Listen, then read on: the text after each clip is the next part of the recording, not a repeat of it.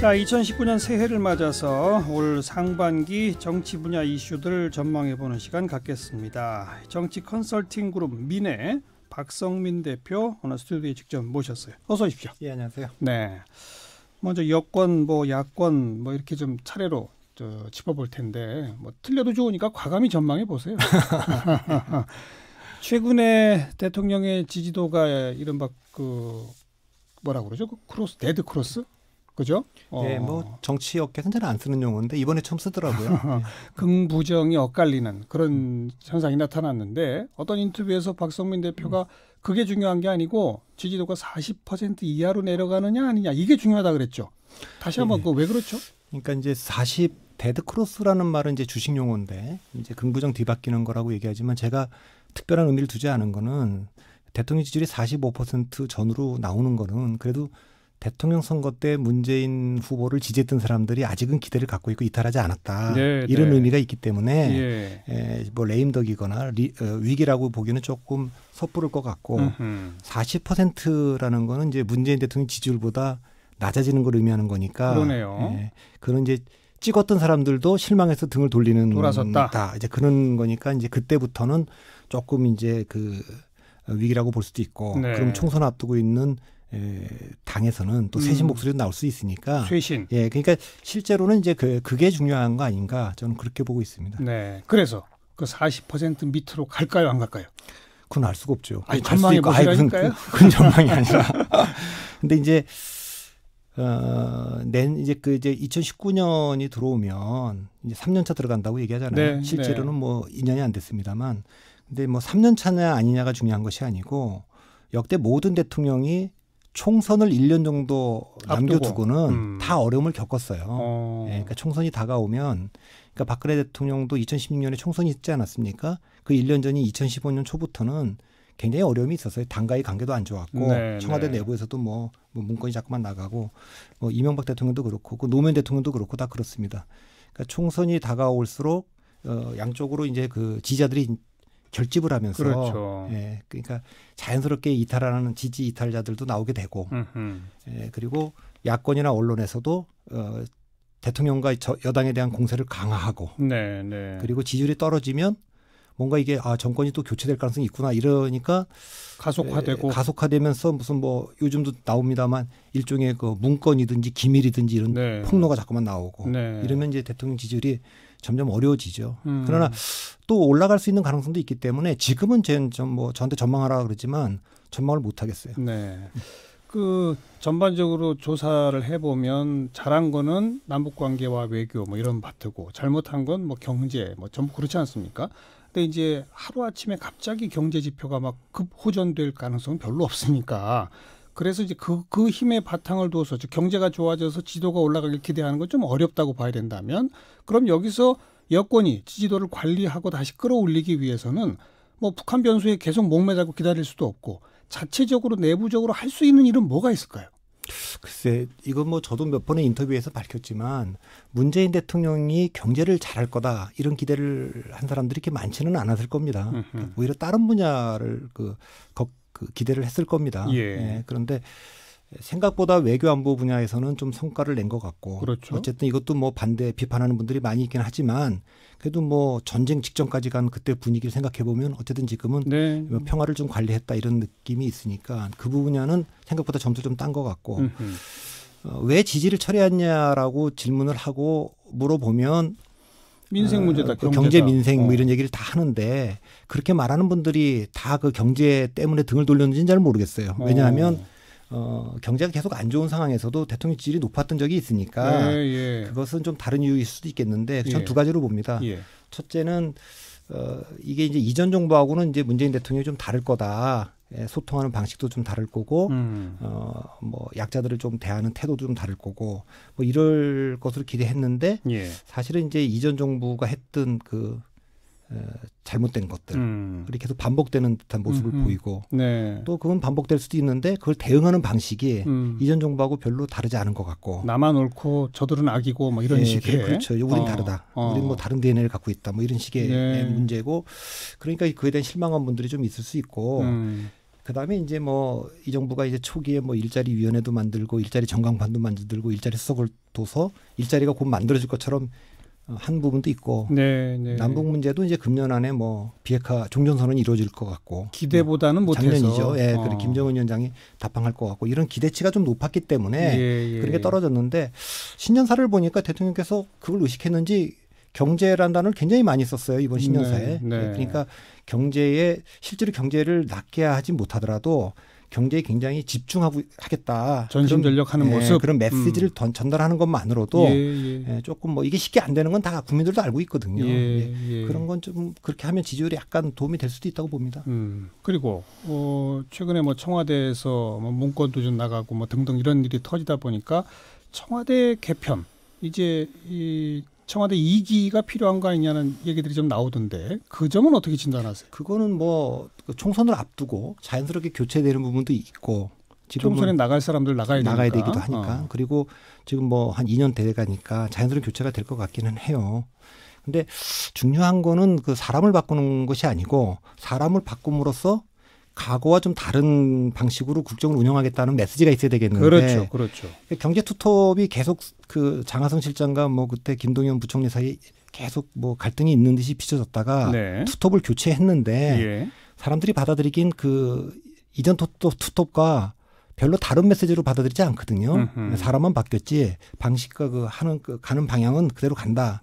이런 거기 때문에 사람을 바꾸는 것보다 더 중요한 게 대통령이 그동안 좀 부족했던 거, 청와대에게 요구됐던 비판, 이걸 수용해서 앞으로는 좀 다르게 하겠구나 이런 기대를 주는 것이 더 중요하다고 좀 봅니다. 그러니까 바로 이제 그 국정 운영 스타일의 변화인데 거기는 그 두 가지 길이 있을 거예요. 사실 문재인 대통령이 대통령 되자마자 두 가지 길이 제시가 됐었어요. 하나는 뭐 민주평화당, 정의당, 뭐 바른미래당, 뭐 그 당시에는 국민의당 등등이었지만 그런 당들하고 소위 탄핵 연대급의 광범위한 협치를 통해서 국정 운영해라라고 하는 목소리가 있었고 그건 아니다. 더 과감한 적폐청산 뭐 이런 것들이 필요하다는 목소리가 있었는데 문재인 정부는 두 주장 가운데 후자를 택했단 말이에요. 그렇죠. 그럼 여기서 이제 다시 전환한다면 이제라도 어떤 폭넓은 협치 쪽으로 전환한 선택이 가능할까요? 그렇지 않을까요? 저는 좀 어려울 거라고 봅니다. 왜냐하면 골든타임이라는 게 집권 1년 차에 하는 것이지. 이미 지났다. 그때는 그래도 국민의 80%가 탄핵을 지지했고 234명의 국회의원들이 찬성표를 던졌고 헌법재판소 재판관들 8대 0이었고 이랬기 때문에 얼마든지 이제 2017 체제라든가 2018 체제를 만들 수 있었는데 근데 그때 못했지 않습니까? 총선이 다가오고 있기 때문에 경쟁 상대들하고 각 정파의 이해관계가 얽혀 있고 그거는 좀 쉽지 않을 것 같고요. 그런 빅피처를 그리는 건 이미 좀 어렵다. 실기한 거 아닌가? 그건 좀 골든타임은 지나간 것 같습니다. 그럼 그 정도의 큰 획기적 국정운영 스타일의 전환이 아니라면 청와대 인사교체를 통해서 뭘 보여줘야 한다고 생각하세요? 글쎄 오늘 문희상 의장도 그런 말씀했는데 뭐 개혁 입법 뭐 하나 된 거 있느냐. 그러니까 그 얘기는 그런 거죠. 아니 우리가 그 촛불 민심 얘기하고 촛불 혁명 얘기하고 그랬으면 새로운 대한민국이고 나라다운 나라면 뭔가 이렇게 시스템이 바뀌고 법과제도가 바뀐 게 있어야 되는데 그게 없지 않느냐. 그러니까요. 이런 거죠. 그렇기 때문에 이제 그런 문제를 제기한 분들이 많이 있었고 그건 잘 안 된다고 이미 실기했다고 본다면 이제라도 할 수 있는 거는 작은 거라도 이 국민들에게 좀 그 겸손하고 좀 그 진솔하게 하려는 모습 이제 그런 것이 좀 있으면 좋겠어요. 예컨대 뭐 대통령께서 기자회견 같은 것도 조금 부담스럽더라도 더 자주 그거는 뭐 이벤트 같은데 가서 뭐 호프집 가서 한다거나 이런 거 말고 정말 그건 뭐 쓴소리 하는 트럼프도 뭐 기자하고 싸우면서 하잖아요. 그래서 그렇게 하고 그리고 잘못된 게 있으면 너무 이걸 다 그냥 방어하려고만 하지 말고 또 사과할 거 인정할 거 인정하고 사과할 거 사과하고 책임질 것도 책임도 지고 그렇게 하면 여전히 국민들이 갖고 있는 기대감은 있거든요. 이게 남북 문제 쉽지 않다는 거 알고 경제 문제는 우리나라 대통령이 혼자 살 수 있는 거 아니라 다 아는 상황이니까. 조금 더 겸허하고 진솔해져라 그런 말씀이네요.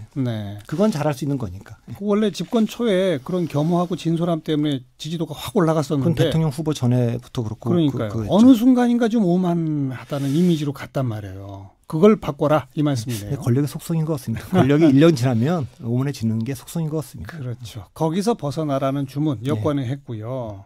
야권 지금 뭐 자유한국당은 지지도가 조금씩 계속 오르고 바른미래당은 사람이 막 빠져나가고 저절로 보수 통합 되는 겁니까? 어떻게 되는 겁니까? 뭐 선거 제도가 아주 극적으로 제3정당이 뭐 독자적으로 설 수 있는 공간을 만들어주지 못한다면 뭐 보수 통합 때문에 아니라 살기 위해서라도 자연스럽게 그냥 그 원심력이 작동하지 않을까. 그래서 뭐 민주당 쪽으로 갈 분들은 가고 또 보수적으로 갈 분들은 가고 네. 물론 여전히 선거제도에 대한 그 변수가 남아있긴 합니다만 네. 그렇게 될 것 같습니다. 그럼 단도직입적으로 선거제도는 가능합니까? 전 잘 모르겠습니다. 그러니까 물 건너간 거 아니에요? 그러니까 뭐 쉽지 않을 것 같긴 한데요. 집권당이 그런 빅피처를 갖고 있지 못하다면 일테면은 뭐 그 1988년에 지금 소선구제가 도입됐는데 그때도 여당이 그 원래 있던 선거제도가 유리함에도 불구하고 예. 분리를 감수하고 바꿨었는데 그런 정도의 뭐 큰 그림을 그리는 게 아니라면 뭐 큰 변화가 있을 것 같지 약간의 변화는 있겠지만 큰 변화가 있을 것 같지는 않고 그 큰 변화라는 건 제3정당이 바른미래당이 독자적으로 설 수 있는 네. 그런 정도의 공간은 없기 때문에 자연스럽게 그 보수 통합 쪽으로 흘러가지 않을까 지금은 그렇게 봅니다. 네. 그 자유한국당 2월 전당대회가 어떤 하나의 계기점이 되긴 할 텐데 그 전당대회는 어떤 대립구도가 만들어질 거라고 보세요? 뭐 이제 그 뭐 친박 비박 얘기들 계속 나오지만 저는 친박과 비박은 실체가 없는 논쟁이라고 봅니다. 이미 이제 박근혜 대통령이 정치적 영향력을 행사할 수 있는 그런 상징 자본을 갖고 있지 못한 분이고 그 친박이라고 하는 정치 세력을 하나로 묶고 끌고 갈 수 있는 구심점 정책 좌장도 안 보이고 무엇보다도 그 친박이라고 하는 분들이 그 정치적 동지적 연대 의식이 없는 분들이기 때문에 잘 안 보이기 때문에 네. 그리고 지난 원내대표 선거 때도 나경원 원내대표가 됐지 않습니까? 압도적으로 됐죠. 그리고 그 전에 그 대선 또 홍준표 후보가 되지 않았습니까? 네, 또 당 대표도 되고 네. 핵심은 친박이 후보를 내지 못했다는 겁니다. 예. 그러니까 친박은 사실은 그 전당대에서도 후보를 내기가 쉽지 않을 거 아닌가. 그러니까 친박은 사실상 의미가 없고 네. 탈당파와 잔류파 이렇게 분류할 수도 있을 텐데 그 의미도 크게 없을 것 같고 전당대회 결과가 나오면 당 대표를 중심으로 자연스럽게 새로운 개파가 만들어질 것 같고 차기 대권자들이 움직이기 시작하면 이제 그 미래를 향해서 새로운 뭐 이합 집산 그렇게 되지 않을까. 그러니까 친박이라고 하는 것은 그렇게 뭐 상징성이 옛날 친노처럼 그렇게 되지는 못할 것 같습니다. 그러면 황교안 전 총리, 뭐 오세훈 전 시장 뭐 이런 등등의 그 거물급들이 이번 전당대회 다 나가는 구도입니까? 뭐 홍준표 전 대표도 마찬가지고 그건 아닙니까? 그거는 뭐 제가 예측할 수 없죠. 근데 일단 김무성 의원은 이제 불출마한다고 말씀하셨으니까 안 나올 것 같고 나머지 분들은 지금 다 모르는 거 아닙니까? 근데 홍준표 전 대표 같은 경우는 대통령 후보도 했었고 그 직후에 패배 후에 당대표도 했고 지방선거 패배했고 그래서 비대위가 들어섰는데 그다음 전당대회 또 나온다. 이건 약간 이상하지 않겠습니까? 우리가 한국 국가대표 축구팀을 생각해 보면 월드컵 예선전 할 때 슈틸리케가 경질될 때 아무도 홍명보 감독을 다시 찾지는 않았지 않습니까? 러시아 월드컵에 실패했었기 때문에 그러니까 지방선거 실패했기 때문에 홍준표 대표를 다시 찾을 것 같지는 않기 때문에 본인이 나가고 싶은 마음이 있어도 나가서 승산이 있겠느냐 이 고민을 할 것 같고요. 황교안 전 총리도 사실은 이렇게 야당의 당대표 나가서 그냥 완전히 맨바닥에서부터 해야 되는 거죠. 그런 걸 해본 적이 없는 분이기 때문에 지금 상처밖에 없을 이 전당대회. 왜 지금 당대표가 된다고 해도 총선까지 꼭 그 당대표가 총선을 끌고 갈지도 불확실한 상황에서 총선 앞두고 다시 한 번의 그 큰 변화가 있을 수 있기 때문에 이번에 꼭 나올지는 잘 모르겠습니다. 오세훈 시장은 아무래도 그 시기에 맞춰서 입당을 한 거로 보면 출마하려는 의지가 좀 강하지 않은가 그렇게 보고요. 네. 그러면 오세훈 전 시장에 대항할 만한 그런 어떤 좀 대중적 인지도를 갖고 있는 자유한국당의 당권 주자가 별로 눈에 안 띄어서요. 지금 많은 분들이 거론되는데 뭐 김진태 의원, 김문수 전 의원, 뭐 또 정우택 의원, 뭐 또 많이 있지 않습니까? 그런데 이 당은 제가 보니까 여전히 그 영남에 기반을 둔 정당이기 때문에 그리고 지금 대선도 그렇고 총선도 그렇고 영남에서도 좀 무너졌지 않습니까? PK 쪽은 뭐 많이 무너졌고 TK 쪽도 굉장히 뚫렸기 때문에 영남을 좀 사수하려고 하는 입장에서 영남 쪽에서도 후보가 나올 수 있겠죠. 예컨대 뭐 김태호 전 경남도지사 같은 분들 이런 분들이 나올 수가 있겠죠. 친박 색채는 다른 분들보다 좀 약할지 몰라도 이거는 기본적으로 그 잔류파와 탈당파의 대결이기 때문에 그런 구도라면 뭐 불려 나올 수도 있다고 봅니다. 전당대회 이후 새로 뽑힌 당대표를 중심으로 새로운 계파가 만들어지는 그런 변화가 예상이 되고 총선이 다가올수록 보수 대통합 뭐 대자까지 붙여야 될지는 모르겠지만 보수 통합의 힘은 가속화될 것이다. 총선 앞두고 이 지도부가 총선까지 끌고 갈 수 있을지는 잘 모르겠습니다. 총선 앞두고 다시 한 번의 그 보수 통합은 있을 수 있죠. 예컨대 유승민 바른미래당이 있지만 그때 합류하게 될지 또 뭐 안철수 같은 분도 또 거기 합류하게 될지.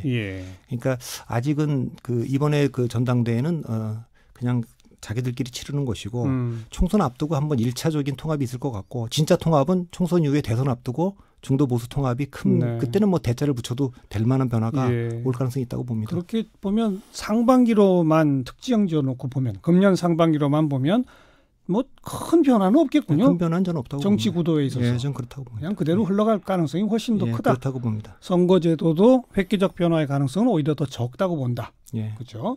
그러면 주목할 만한 것은 과연 이 집권여당과 청와대가 어떻게 이른바 통치 스타일, 국정운영 스타일의 변화를 가져오느냐. 그래서 지지도를 잘 버텨낼 수 있느냐.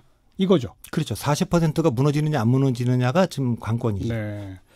이 뭐 예상치 못할 돌발 병수로 좀 경계해야 할 게 있다면 뭘 하나 뽑으시겠어요? 저는 잘 모르겠습니다. 그러니까 우리가 알고 있는 건 이미 변수가 상수고 변수라는 건 대중들이 봤을 때 지금 적폐청산을 계속 하고 있기 때문에 그 박근혜 정부나 이명박 정부에서 있었던 일들이 이 정부에서 지금 작은 것들이 나오고 있습니다. 반복되면 반복되는 거. 그러면 그건 타격이 그죠. 2배, 3배가 더 되겠죠. 그죠. 이제 그런 것들이 지지율을 떨어뜨릴 겁니다. 뭐 경제 정책이나 남북 문제나 이런 것보다는요. 즉 과거 정부 때와 똑같은 행태가 되풀이됐다는 증거가 나오면 그렇죠. 그거를 청산하겠다고 집권한 정부고 계속 그걸 슬로건으로 또 그렇게 해왔기 때문에 그 타격이 훨씬 크지 않겠습니까? 이번 그 청와대하고 뭐 전직 기재부 사무관의 그 두 건은 아직 그 정도까지 파괴력은 없다고 앞으로 더 나올지 모르지만 지금까지는 뭐 운영위를 봤지만 그 자유한국당의 공격이 뭐 완패다 이런 얘기가 있었으니까 조금 더 봐야 되겠습니다. 그것도 뭐 끝난 문제는 아니고 불이 완전히 꺼진 건 아니겠습니다만 앞으로도 그런 유사한 일들이 또 있을 수는 있죠. 네, 알겠습니다. 정부 청와대 그리고 국정운영 스타일의 변화, 과거의 잘못이 반복되고 있다면 그것을 지금이라도 빨리 차단하는 그런 노력들을 지켜볼 포인트라고 짚어주셨네요. 정치 컨설팅 민의 박성민 대표 함께 만났어요. 고맙습니다. 감사합니다. 네.